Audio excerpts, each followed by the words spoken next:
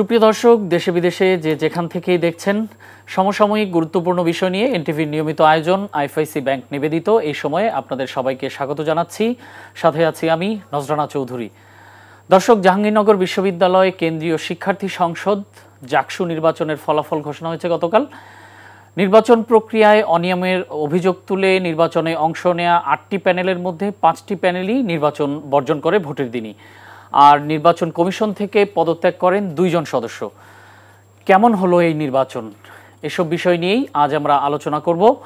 এই জন্য আমরা আজ 2 জন অতিথিকে এনটিভির স্টুডিওতে আমন্ত্রণ জানিয়েছি। তারা হলেন জাকসু নির্বাচন কমিশনের পদত্যাগ করা একজন সদস্য এবং বিশ্ববিদ্যালয়ের জীববিজ্ঞান অনুষদের ডিন অধ্যাপক মাফরুহ সাত্তার এবং জাহাঙ্গীরনগর বিশ্ববিদ্যালয়ের সাংবাদিক সমিতির সভাপতি মেহেদী মামুন।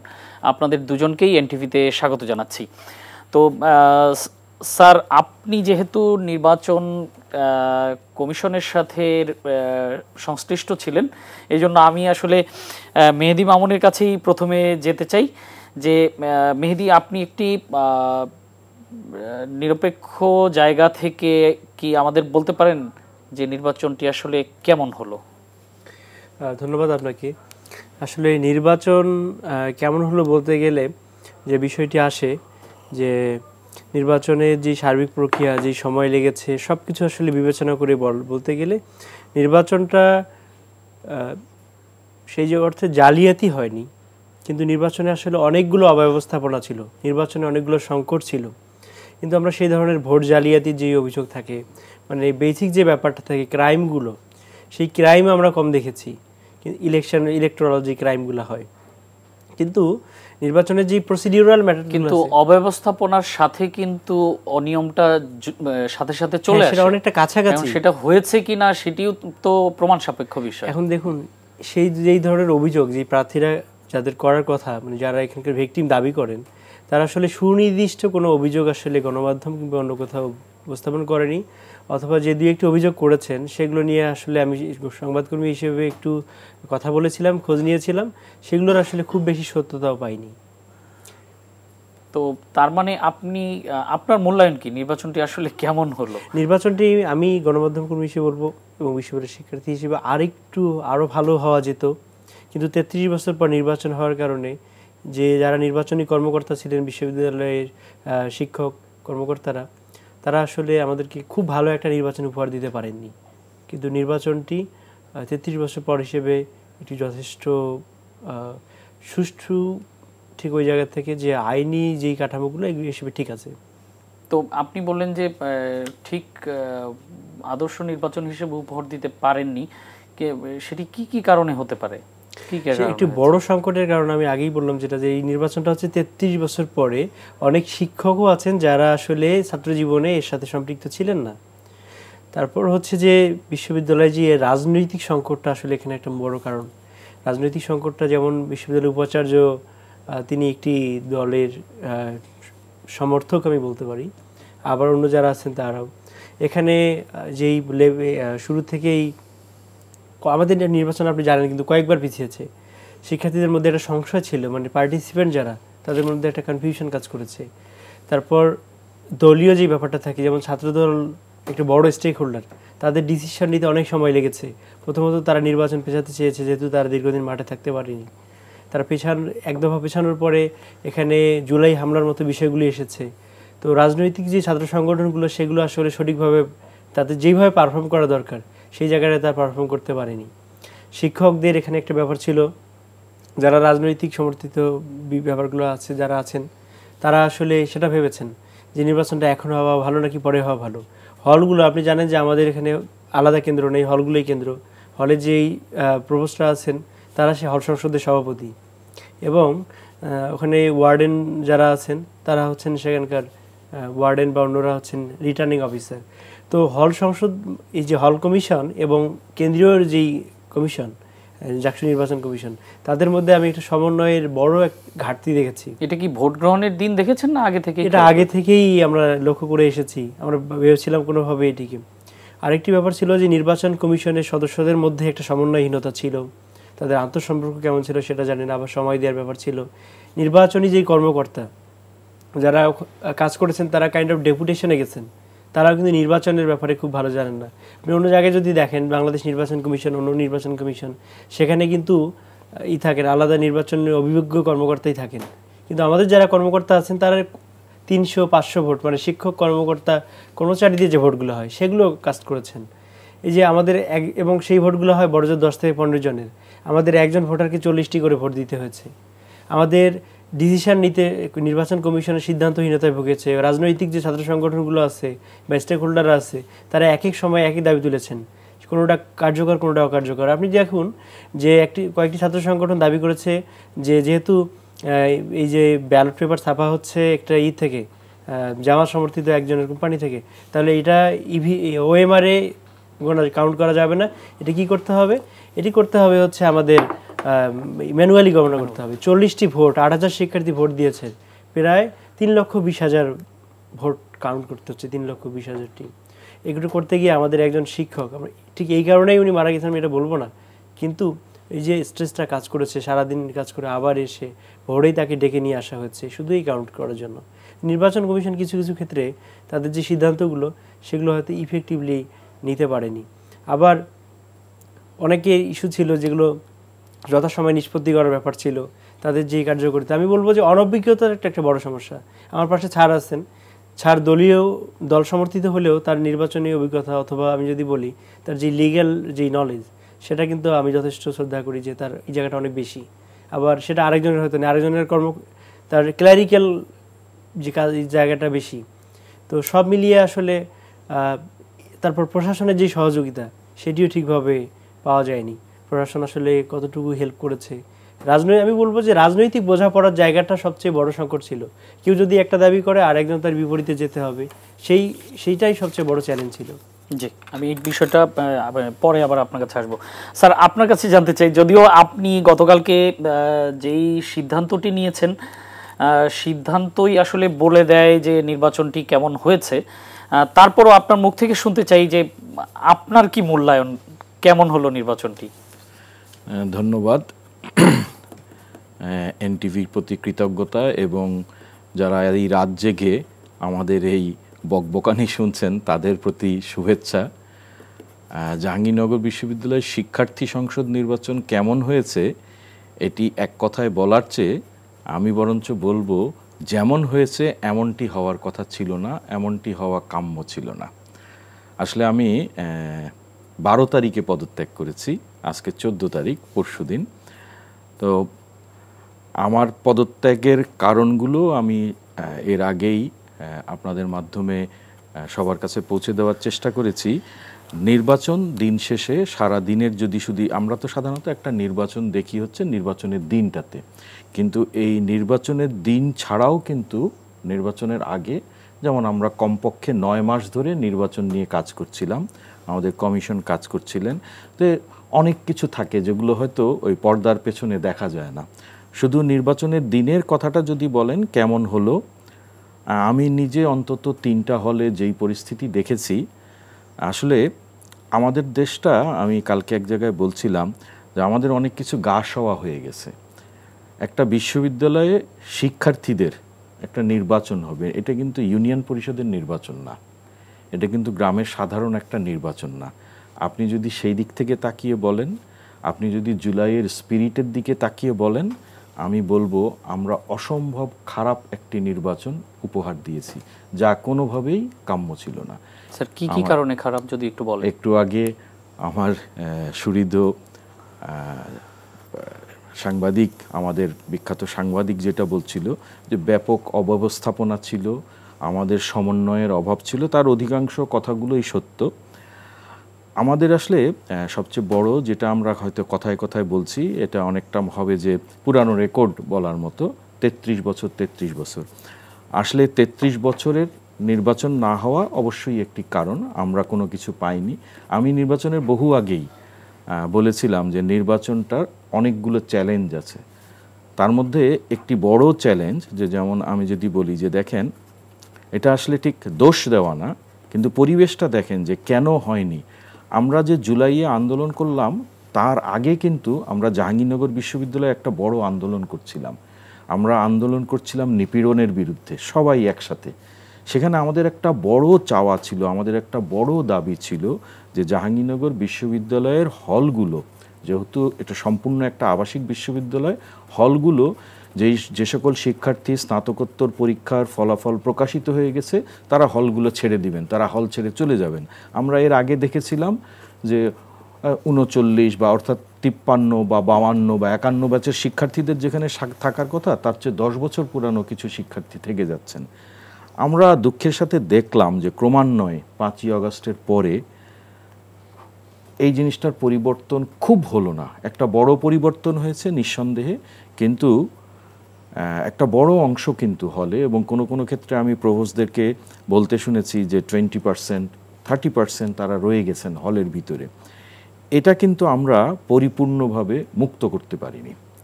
তো এরকম নির্বাচনী পরিবেশ ঘিরে আসলে অনেকগুলো বড় বাধা ছিল, যেই বাধাগুলো আমরা সবাই আন্তরিকতার সাথে এগিয়ে নিয়ে যাওয়ার চেষ্টা করেছিলাম। নির্বাচনটা আমার দৃষ্টিতে প্রশ্নবিদ্ধ হয়েছে এ কারণেই যে আমরা মাত্র এক বছর আগে প্রায় যে সকলে একত্রিত হয়ে, এবং বিশ্ববিদ্যালয়ে কিন্তু আমরা কিছুদিন আগ পর্যন্ত আমি বলবো যে আমরা চলছিলাম কিন্তু এক ধরনের কনসেনসাস যেটাকে বলে, যেটা গণতন্ত্রের একটা সৌন্দর্য। আমাদের মধ্যে মতভিন্নতা ছিল, মতদ্বৈততা ছিল, কিন্তু আমরা একসাথে বসতাম, একসাথে আলোচনা করতাম, সবাই মিলে যেই সিদ্ধান্তটা নিত, যেটা সঠিক মনে হতো, আমরা পরিশেষে সেখানেই পৌঁছাতাম। কিন্তু এই নির্বাচনকে কেন্দ্র করে হয়তো এর একটা আভাস আমরা কিন্তু আগে দেখেছি। যেমন আমরা প্রথম দিকে বলতে শুনেছি কাউকে কাউকে যে লেজুর ভিত্তিক রাজনীতি। আমার কাছে তখন একটু সন্দেহ হয়েছে। অবশ্যই বিশ্ববিদ্যালয় সমূহে ছাত্র রাজনীতির যেই অবস্থা, এটা কোনোভাবেই কাম্য না। বিশ্ববিদ্যালয়ে চলবে বিশ্ববিদ্যালয়ের যারা এখনকার শিক্ষার্থী তাদেরকে দিয়ে, এবং বিশ্ববিদ্যালয়ের শিক্ষার্থীদের নিজেদের, যেমন আমার নিজেরও কিন্তু একটা রাজনৈতিক, আমি বারবারই বলছি, একটা রাজনৈতিক মতাদর্শ আছে, কিন্তু আমার কর্মক্ষেত্রে আমার সিদ্ধান্ত গ্রহণে যদি সেই রাজনৈতিক দল প্রভাব বিস্তার করে, অর্থাৎ আমার কারণে যদি কোনো রাজনৈতিক দল সুবিধা পায়, সেখানেই কিন্তু প্রশ্নটা।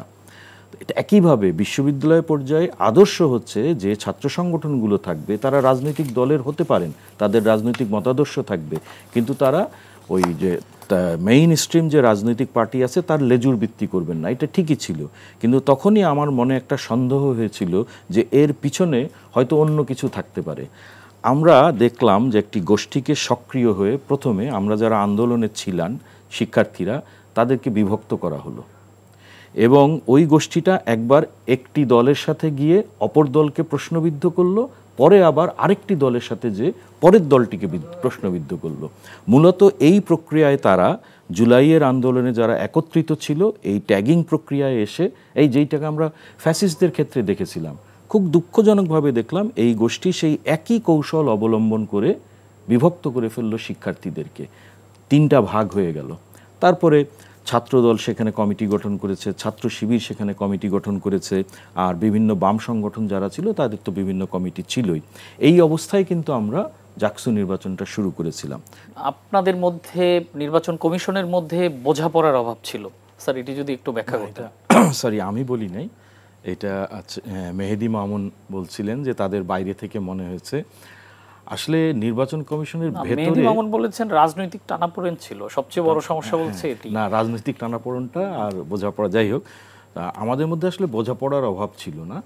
আমাদের যেটা সমস্যা হয়েছে সেটা হচ্ছে যে কোনো কোনো বিষয়ে কিছু হয়তো মতভেদ ছিল, আমরা দ্বিমতগুলো দূর করার চেষ্টা করেছি, কিন্তু কিছু কিছু ক্ষেত্রে হয়তো দেখা গেছে যে যেই ওনারা যেটা মনে করছেন, আমরা কেউ কেউ যেটা মনে করছেন সেটা হয়তো বিভিন্ন কারণেই হয়তো প্রথম দিকে বিভিন্ন সময় বিভিন্ন রকম মনে হয়েছে, এবং সেগুলো যে নির্বাচনে প্রভাব ফেলতে পারে, যে যেমন আমি ছোট্ট একটা উদাহরণ দেই, যে মনে করেন আমরা ভোটার তালিকা তৈরি করছি, তো এটার মূল দায়িত্বে যিনি ছিলেন তিনি হয়তো মনে করেছেন যে এটা খুব সহজেই করে ফেলা সম্ভব হবে, এবং উনি হয়তো কয়েকজনকে দায়িত্ব দিয়ে দিয়েছেন।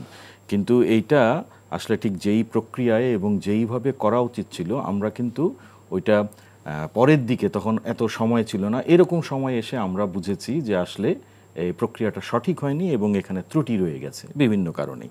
তো আমি এইগুলোকে মিন করেছি। আর কিছু কিছু ক্ষেত্রে যেটা হয়েছে যে হয়তো মনে করেন যে যেই মতামতটা দিচ্ছি সেই মতামতটা তারা হয়তো তাদের কোনো একটা গ্রাহ্য কারণ তাদের কাছে থাকতে পারে, তারা গ্রহণ করছেন না। কিন্তু পরবর্তীকালে যেটা দেখা গেছে যে যেই মতামত দিয়েছি সেই মতামতের কারণে ডিজাস্টার যেটা হওয়ার সেটা হয়ে গেছে। এই ধরনের ঘটনা ঘটেছে। আমরা যারা নির্বাচন কমিশনে ছিলাম, যেমন বাইরে একটা প্রায় কথা বলা হয় যে শিক্ষকদের মধ্যে দলাদলি, এটা সম্পূর্ণ ভুল কথা। আমরা কিন্তু জাহাঙ্গীরনগর বিশ্ববিদ্যালয়ে বিশেষ করে বিভিন্ন দলের শিক্ষকরা একত্রিত হয়েই কাজ করি। আমাদের প্রচণ্ড তর্কাতর্কি হয়, আমাদের নিজেদের মধ্যে অনেক কিছু হয়, কিন্তু ঠিক ওইভাবে আমরা কিন্তু ওই দলাদলির কারণে একজন আরেকজনকে করি এমনটি নয় এক্ষেত্রে। তাহলে ঘটনাটা আসলে বা কি কারণে আমরা এরকম করে বলছি, সেটা একটা সমষ্টিগত বিষয় হয়েছে। যেমন আমি কোন পর্যন্ত দায় নিব যে আমি একটা মতামত দিয়েছি, সেই মতামতটা যখন আমরা 5 জনের মধ্যে হয়তো দেখা গেল বিভিন্ন রকম ঘটনা ঘটেছে, কেউ হয়তো অনুপস্থিত ছিলেন, কেউ হয়তো একটু অসুস্থ হয়েছেন, তখন হয়তো আমরা 2 জন বা 3 জন ছিলাম, এরকম হয়েছে। তো সেই সময় হয়তো সিদ্ধান্ত গ্রহণে দেখা গেল যে একটা সিদ্ধান্ত হলো, কিন্তু সেটার ইমপ্লিমেন্টেশনে যে দেখা গেল যে ইমপ্লিমেন্টেশনটা অন্যরকম হয়ে গেছে এবং সেটার একটা ফল আমরা পেয়েছি। এই ঘটনাগুলো ক্রমাগত ঘটার পরে সর্বশেষ আসলে যেটা হয়েছিল যে আমি কোনোভাবেই আসলে কি বলবো, এটাকে বিশ্বাস করতে চাইনি যে এই রকম একটা অবস্থার মধ্যে আমরা পড়ে যাব, যার হয়তো কতকগুলো ঠিক এইভাবে আমি আলোচনার মধ্যে আনবো না।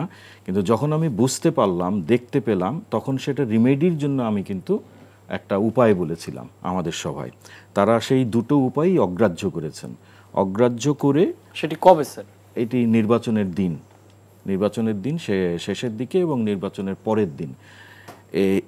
আমি মনে করি যে এই অগ্রাহ্যের কারণেই আসলে আমার পক্ষে কমিশনে থাকা সম্ভব হয়নি। কারণ আমার কাছে মনে হয়েছে এবং আমি নিশ্চিত যে ওই ধরনের কারণেই নির্বাচনটা, যেটা মেহেদী মামুন বলছিলেন যে জালিয়াতি হয়নি, আসলে মেহেদী মামুন নিশ্চয়ই একজন সাংবাদিক, খুব কাছের থেকে দেখেছেন। কিন্তু আমি অভিযোগও নয়, কিন্তু আমি যখন নিজে দেখছি যে এই ঘটনাটা ঘটার পসিবিলিটি আছে এবং পসিবিলিটি খুব হাই, 100%। যেমন আমি যদি বলি এখন যে আমাদের মনে করেন ভোট দিয়েছেন প্রায় সম্ভবত 8,000 বা কাছাকাছি। এই 8,000 মানুষকে এখন সিসিটিভি দিয়ে কি চিহ্নিত করা সম্ভব যে এরা কারা? সম্ভব না। কারণ কিছু কিছু ঘটনা কিন্তু ঘটেছে যে কোনো জায়গায় দেখা যাচ্ছে 8 ঘন্টায় যেই পরিমাণ ভোট হয়েছে 3 ঘন্টায় তার চেয়ে বেশি ভোট হয়ে গেছে। গণনার পরে দেখা যাচ্ছে যে যেখানে প্রথমে বলা হয়েছিল ভোট পড়েছে 400 সামথিং, মনে করেন 70 বা এরকম, কিন্তু বিজয় যখন ফলাফল ঘোষণা করা হলো তখন দেখা গেল যে প্রার্থীদের অনেক ভোট বাদ হয়, কমতে পারে, কিন্তু ভোট তো বাড়বে না, 570 হয়ে গেছে।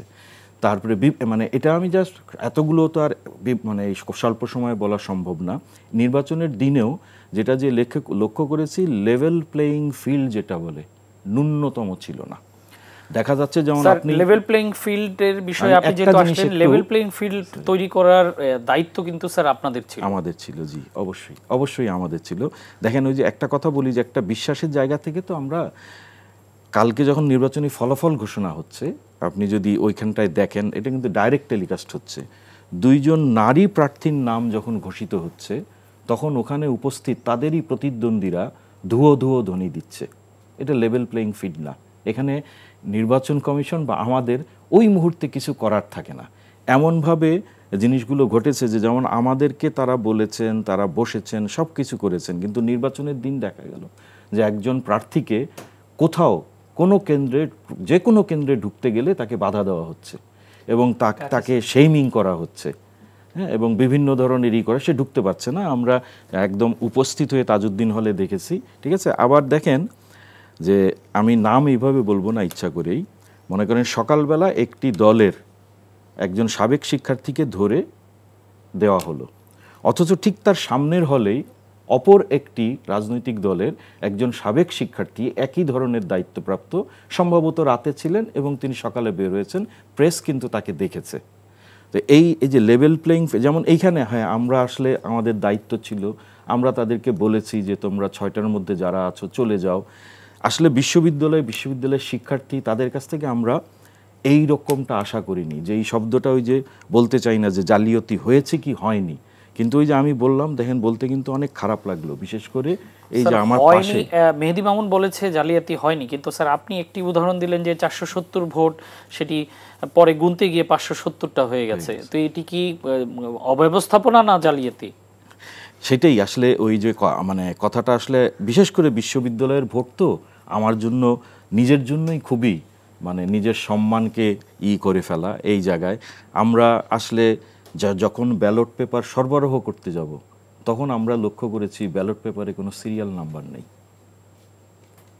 এখন দায়িত্ব তো আমাদের। আমি কিন্তু এই কারণেই এই ধরনের বেশ কিছু যেগুলো আমি সবসময় বলে আসছি যে অত্যন্ত গুরুতর অনিয়ম লক্ষ্য করেই, যেই অনিয়মগুলোর কারণে আমি দুটো শব্দ বলি যে এটাকে কারসাজি এবং কারচুপির নির্বাচন বললে অত্যুক্তি হবে না, এবং এতে সাধারণ শিক্ষার্থীদের মতামতে প্রতিবন্ধকতা সৃষ্টি হয়েছে কিনা সেটাও কিন্তু প্রশ্নবিদ্ধ হয়ে গেছে। জি, ধন্যবাদ। মেহেদী মামুন স্যার যেটি বললেন, এই আপনার কাছে কি মনে হয় যে কারসাজি হয়েছে বা এই যে জালিয়াতিও তো বলাই চলে, 470টা ভোট কাস্ট হয়েছে, সেটি ফলাফলে গিয়ে 570টা হয়ে গেল, আপনি কি এরকমটি দেখেছেন? দেখুন, এই জায়গাগুলোতে কিন্তু অনেকগুলো বিষয় আছে। যেমন স্যার যেটা বললেন যে 470টা ভোট 570টা হয়েছে, এটা খুব সহজেই ধরা যায়। কীভাবে? ভোটারদের লিস্ট আছে, এই লিস্টের মধ্যে তাদের সিগনেচার আছে, কারা কারা ভোট দিয়েছে। তাহলে এদের লিস্টটা যদি পাবলিশ করা হয়, আমাদের হল ভিত্তিক করা হয়েছে, এই লিস্টটা পাবলিশ করা হলে হলে যারা ভোটার তারা তো একে অপরকে চেনেন, কারা হলে অ্যালোটেড, কারা হলে নন অ্যালোটেড। তাহলে এটা পাবলিশ করা হলে এটা অটোমেটিক, এটা কিন্তু চেক করা খুব সহজ। 8000 ভোট একসঙ্গে চেক করা সম্ভব না, কিন্তু একটা হলে হয়তো ভোট 500-300 জনের, এর মধ্যে 200 জন হয়তো ভোট দিয়েছে।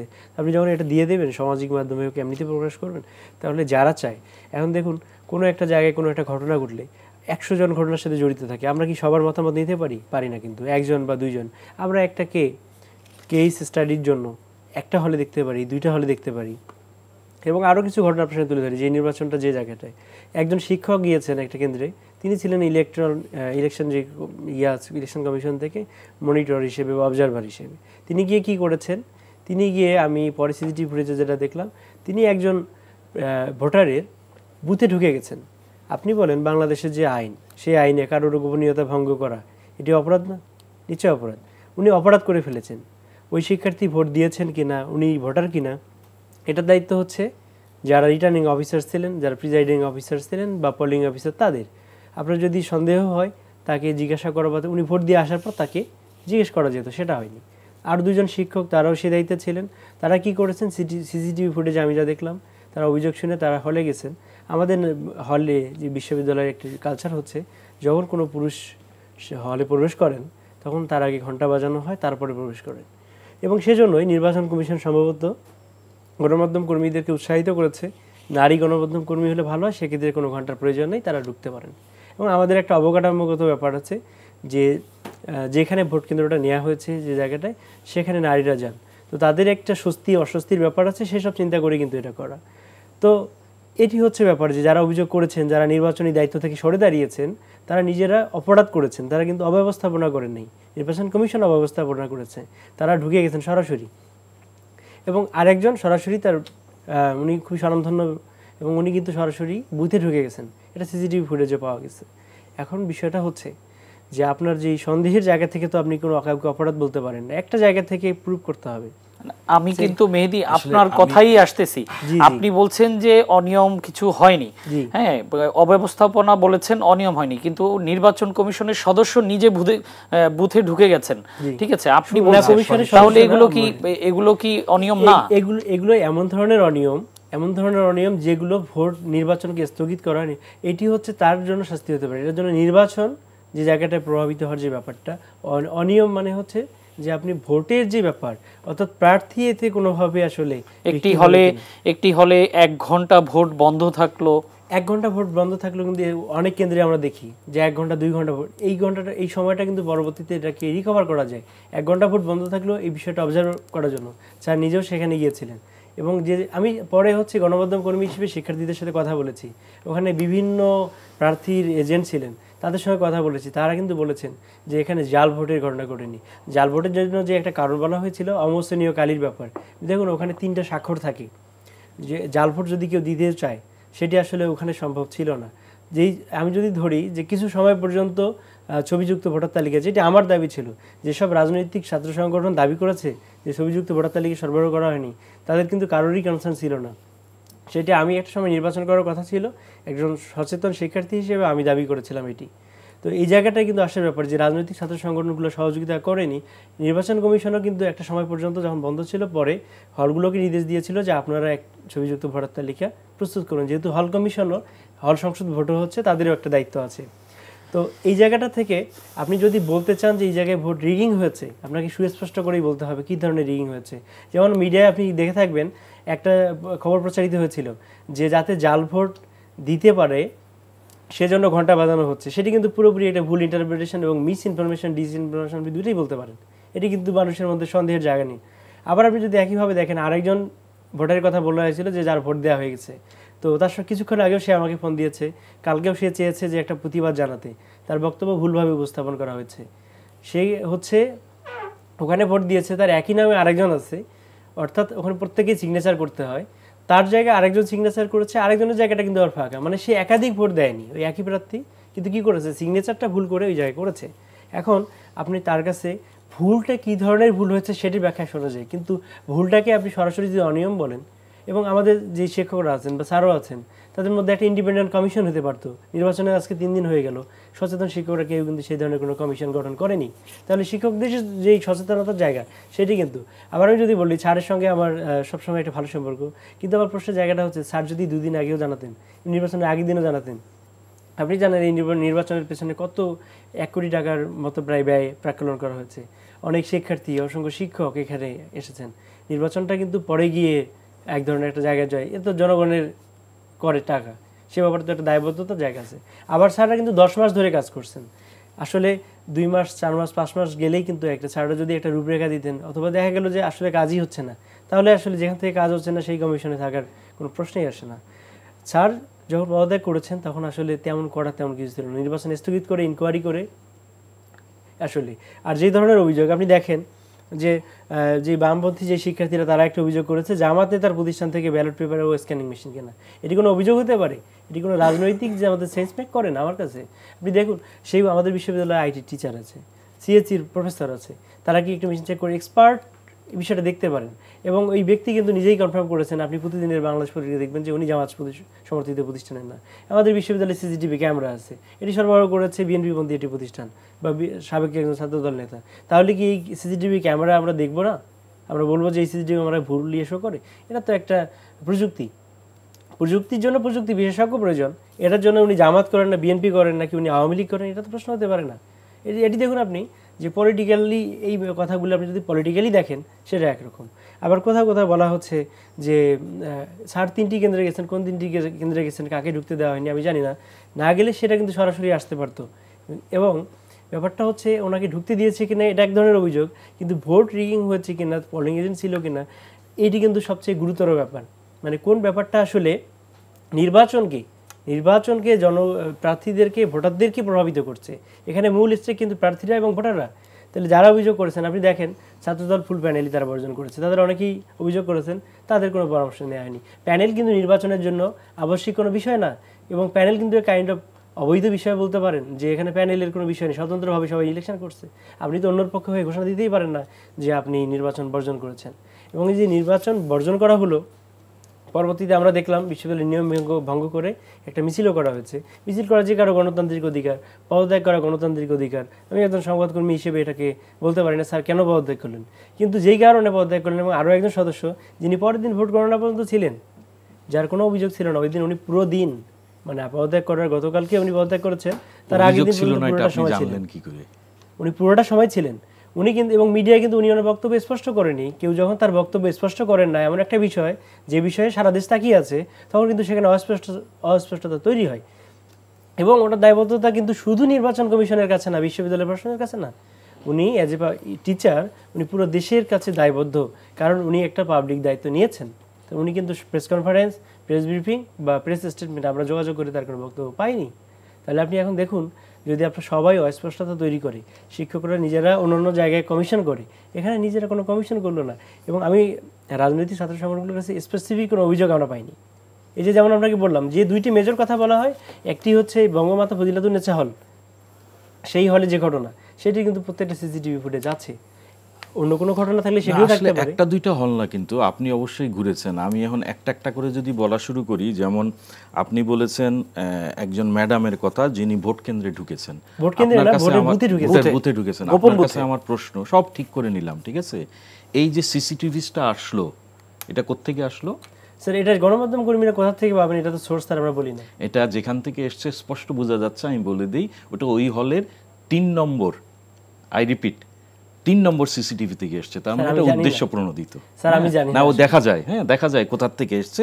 আপনি জানেন, আপনি হয়তো কোনো কারণে এটা গোপন করছেন, সেটা আপনার অধিকার থাকতেই পারে। উনি কিন্তু আসলে ঢোকেননি ওখানে। ঘটনা যেটা ঘটেছিল, উনি বারবার বলেছেন যে ভোট দিয়েছে, সে ভোট দিয়ে ভোটের ব্যালটটা এরকম করতে করতে বের হয়েছে।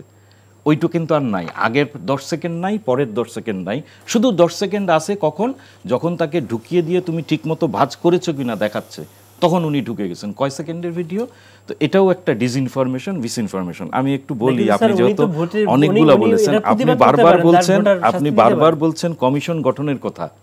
কমিশন কে গঠন করবে? স্যার আমি এটা বলছি, 8 জ ধারা কেন পালন করা হয় নাই বারবার বলার পরেও? স্যার আপিল কমিটি নির্বাচনের, আমি তো না, আমি নির্বাচন কমিশন না তো। না স্যার, আপিল কমিটির আপনি একজন সদস্য হতেন। যদি আমি তো এটা করব না, এটা করবেন একজন, তাকে ক্ষমতা দেওয়া আছে। স্যার ওই কমিশন একজন আদিবাসী কমপ্লেইন করছে যে ওই হলে কমপক্ষে 6 জন আদিবাসী আছে। সেই আদিবাসীতে অন্তত উনি দাবি করছেন যে উনি একজন আদিবাসীকে ভোট দিয়েছেন। তাহলে ওই হলে ওই আদিবাসী শূন্য ভোট পেল কি করে? তো এই যে আমি যদি এখন প্রত্যেকটা বলা শুরু করি, হ্যাঁ, প্রত্যেকটা বলা শুরু করলে এটা কোন দিকে ইঙ্গিত দেয়? আমি বলছি যে তদন্ত ছাড়া এই কথাগুলি বলা সম্ভব না। এইটাই আমি বলেছিলাম। আমি বলতে চাইনি এই সমস্ত কথা। যেমন আপনি বলে দিচ্ছেন হয়নি, আপনি কিসের ভিত্তিতে বললেন হয়নি, যেখানে দেখা যাচ্ছে যে একটা ব্যালটে সিরিয়াল নাম্বার নাই। আমিই জানি না যে আমার ব্যালট কোথায় গেছে, কোথায় এসেছে। যেই ব্যালটে একজন নিজে বলছেন, যেই হলের প্রভোস্ট, যে তোমাদের 32 মিনিট লাগবে একটা ভোট দিতে, সেখানেই যে দেখা গেল যে মোটামুটি 1.5 মিনিটে সবাই ভোট দিয়ে ফেলছে, যদি আমি হিসাব করি আর কি। হ্যাঁ, তো এই রকম একটা দুটো ঘটনা না, অনেকগুলো ঘটনা ঘটেছে, যেই ঘটনাগুলো আসলে যেই ইঙ্গিতটা করে সেটা তদন্ত ছাড়া কেউই বলতে পারবে না, আপনিও না, আমিও না, যে ভোট জালিয়াতি, ভোট কারসাজি হয়েছে কিনা। কারসাজি যে হয়েছে তার সবচেয়ে বড় প্রমাণটা এবার বলি। আপনি জানেন, আপনি নিজে একজন সংবাদকর্মী, ভোটের দিন কি করে বিশ্ববিদ্যালয়ের বিভিন্ন গেটে একটি বিশেষ রাজনৈতিক দলের কর্মীরা এসে বসে থাকলেন, পুলিশ, আর্মি, কেউ তাকে সরালো না।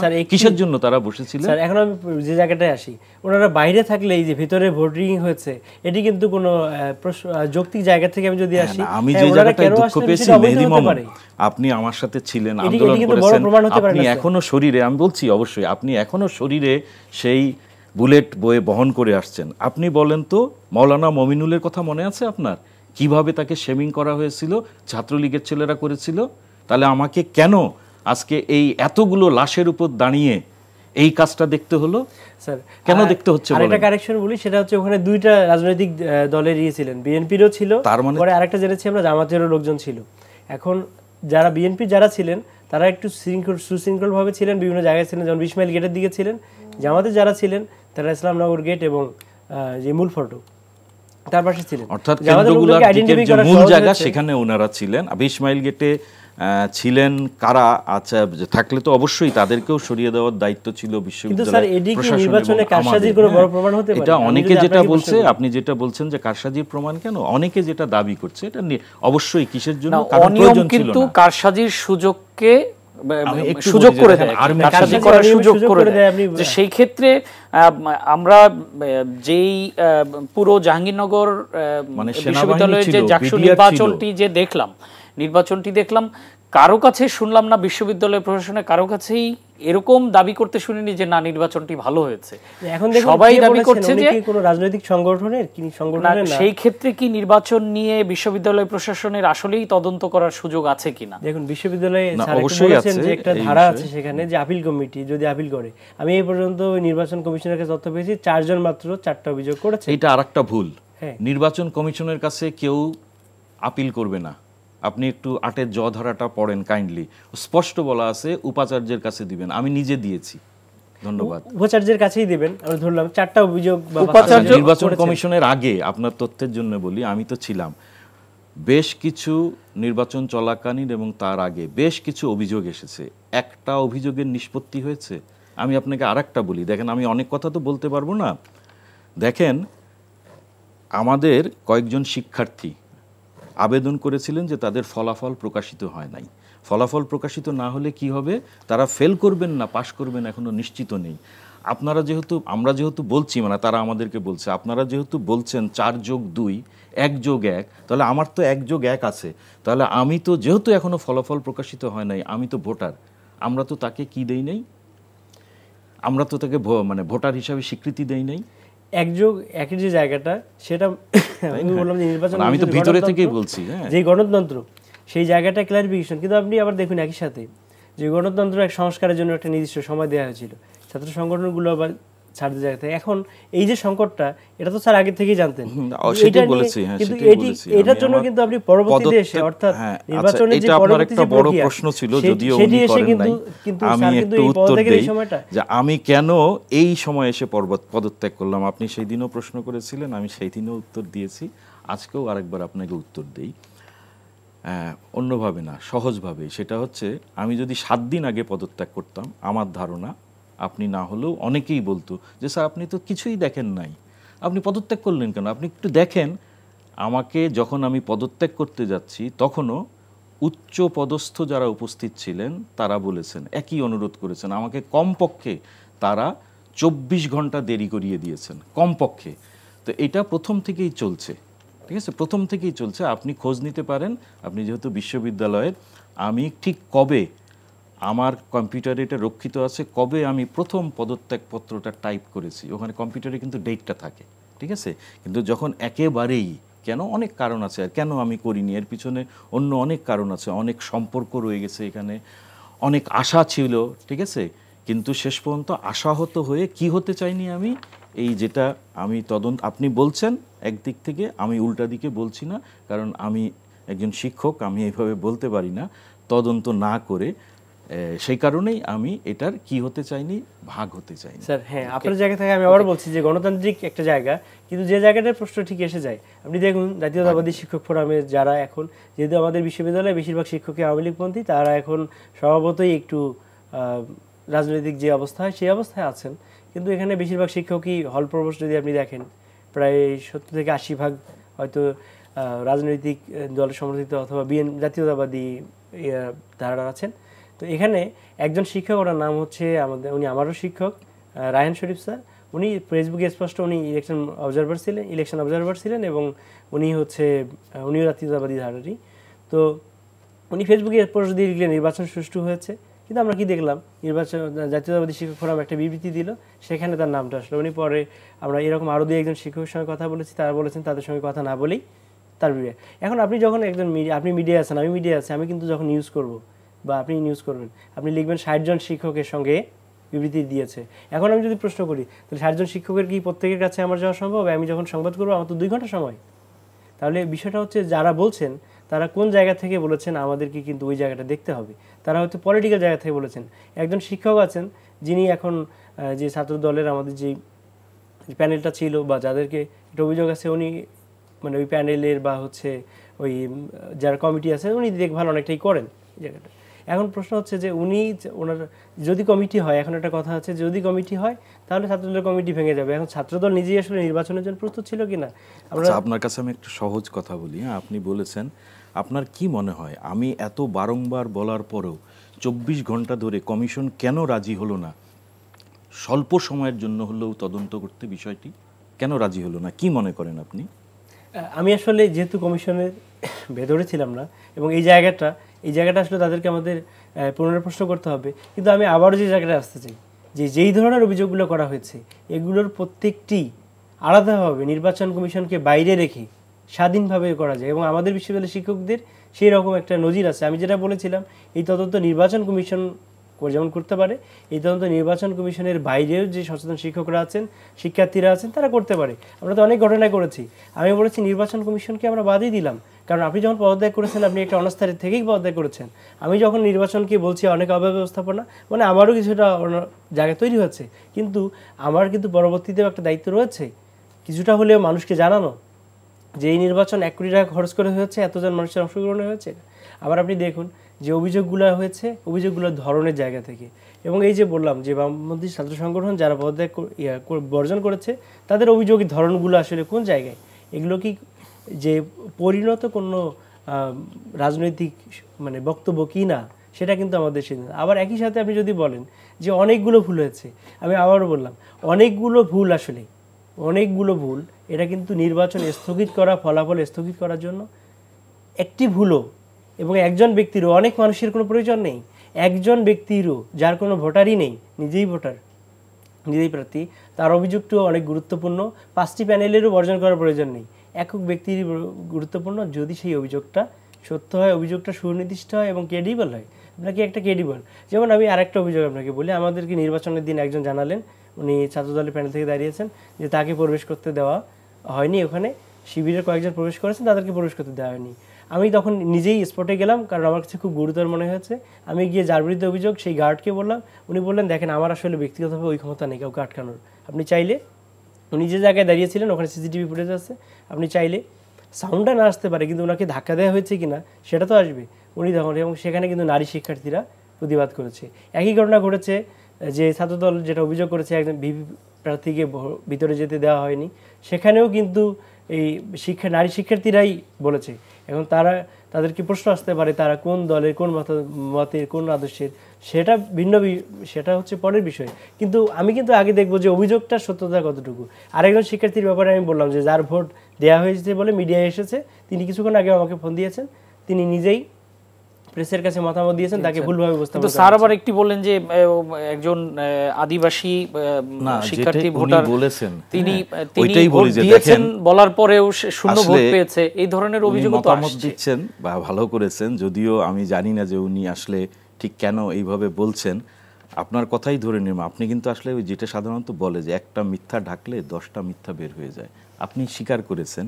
তার মানে ভোট প্রক্রিয়াটা কেমন ছিল, যে একজনের জায়গায় আরেকজন স্বাক্ষর করে চলে গেছে, ন্যূনতম আপনি এটা স্বীকার করেছেন যে ওটা কি হয়নি না, যা ওনার ভোট কেউ দিয়ে গেছে তা হয়নি, কিন্তু কি হয়েছে, ওনার ভোট জায়গায় আরেকজন স্বাক্ষর করেছে, একই কথা। কিন্তু এটা স্যার কেমন হইল স্যার, আমি আবারও বললাম এটি ধরা পড়েছে মেহেদী মামুন, এটি ধরা পড়েছে, এরকম আরো 5টি কেস যে ধরা পড়ে নাই সেটি তো সম্ভাবনা তৈরি। তাহলে আমি আপনাকে আবারও বললাম যে নির্বাচন কমিশনে যারা ভোট দিয়েছে এদের প্রত্যেকের তালিকা আছে, তাহলে আপনি তালিকার জায়গাটাকে আপনি প্রকাশ করুন। এক্স্যাক্টলি, প্রত্যেকে এই দাবি তো আসতে পারে যে যারা ভোট দিয়েছে ভোটারদের লিস্টটা প্রকাশ করুন। করতে অস্বীকৃতি জানিয়েছে, না এখনো সুযোগ আছে, না তারা অস্বীকৃতি জানানোর কোনো, আমরা আবারও বলি যে সবাই যদি দাবিটা কনসেনসাসে কয়েকজনও আসে, এই দুইটা কিন্তু আমরা পাবলিকলি শুনিনি যে যারা ভোট দিয়েছে এইটা পাবলিকলি আসুক। এবং আমি এমনও দেখেছি, যেমন হচ্ছে স্যার একটা হলের কথা বলেছেন, শহীদ তাজউদ্দিন আহমেদ হল, সেই হলে কিন্তু ইলেকশন অবজারভাররা গিয়েছিলেন, দেখেছিলেন যে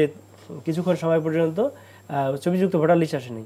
তখন একটা দাবি উঠলো যে তাহলে এই লিস্টটা যারা ভোট দিয়েছে এর মধ্যে তাদের লিস্টটা দেওয়া হোক। তখন কিন্তু যারা ক্যান্ডিডেট ছিলেন এবং ইলেকশন যারা অবজারভার ছিলেন তারা কিন্তু সেটি তৎক্ষণাৎ নিয়েছেন। এখন বিষয় হচ্ছে যে এই জায়গাটা কিন্তু এখনও সম্ভব, মানে আমি বলি, এবং নির্বাচন কমিশনের কিন্তু সেই ক্ষমতা আছে এবং পরবর্তীতেও ক্ষমতা আছে, কোর্টে যাওয়ার ক্ষমতা আছে, মানে এই জায়গাটা এখনো কিন্তু শেষ হলো না।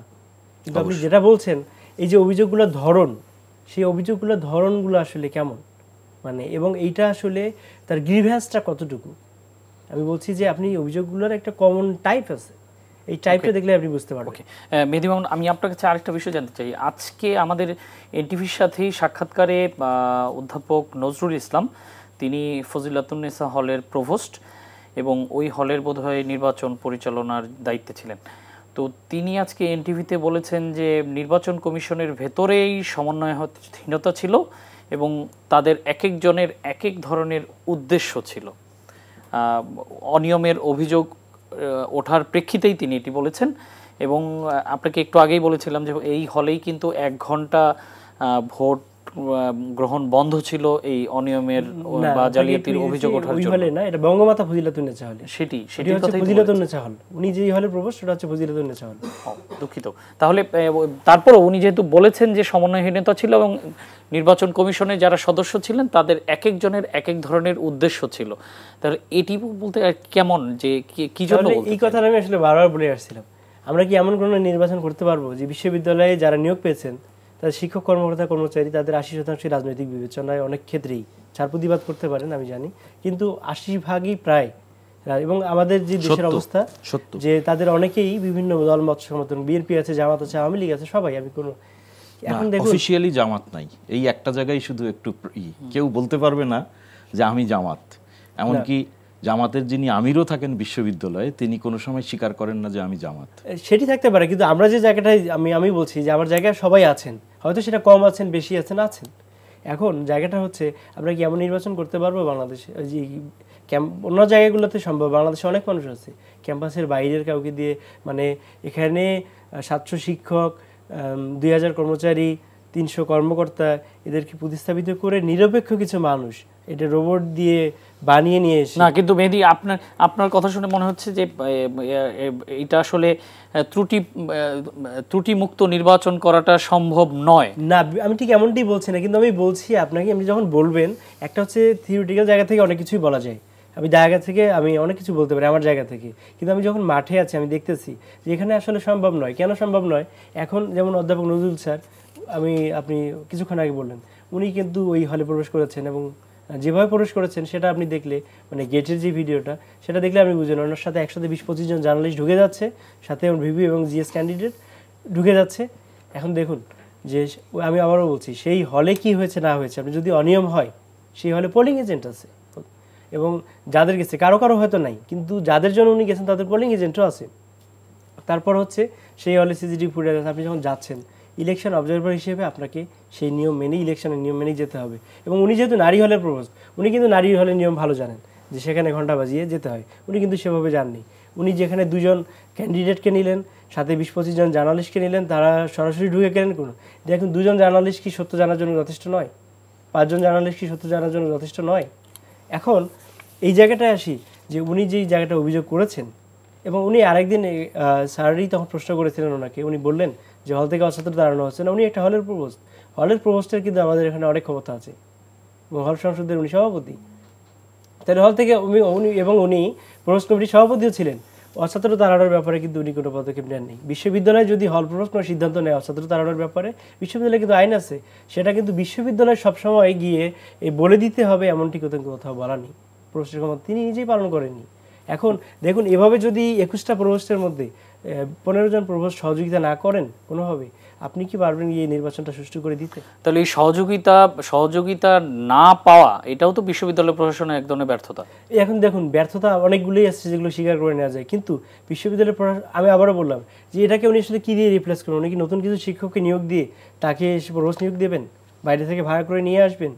কেউ যদি আমাকে সহযোগিতা না করতে দৃঢ় প্রতিজ্ঞাবদ্ধ হয় বা না করতে চায় না, কিন্তু অনিয়মের প্রতিবাদ করা কি অসহযোগিতা করা? না, অনিয়ম আমি আবারও বলছি যে অনিয়ম আসলে কোনটা? অনিয়ম তো আমাকে, এই যে আমি যেটা বললাম, একজন যে জাল ভোট দিচ্ছে, জাল ভোট কে দিল, কাকে দিল, কোথায় দিল, অথবা কিভাবে দিল, আপনি নিজেই তো বলেছেন অনিয়ম হয়েছে।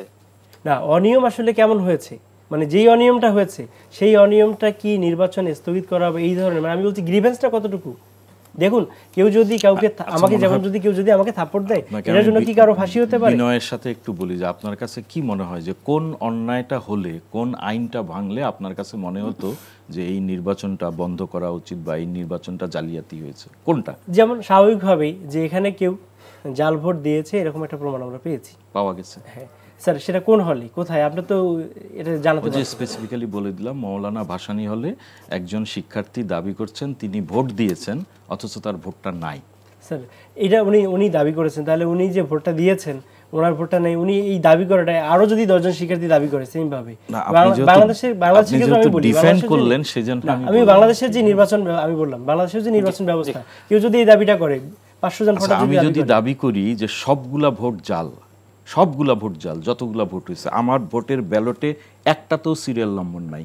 আপনি কিভাবে জানতেন না যে এটা সিরিয়াল নম্বর নাই? না, আমাকে জানানো হয়। স্যার আপনি জানেন, তাহলে আপনি যদি এটাকে গুরুত্বপূর্ণ মনে করেন, তাহলে আমি মনে করি যে ওই সময় যখনই আমি জানতে পারবো যে এখানে একটা লুপহোল আছে, আমাকে কে বললো দেখুন, তাহলে কেউ যদি পরবর্তীতে আপনাকে আরেকবার বলে যে স্যার আপনার এটা তো হয়েছে, তাহলে আপনি আবার আসুন নির্বাচন কমিশনে, আপনি কি আবার যাবেন সেখানে?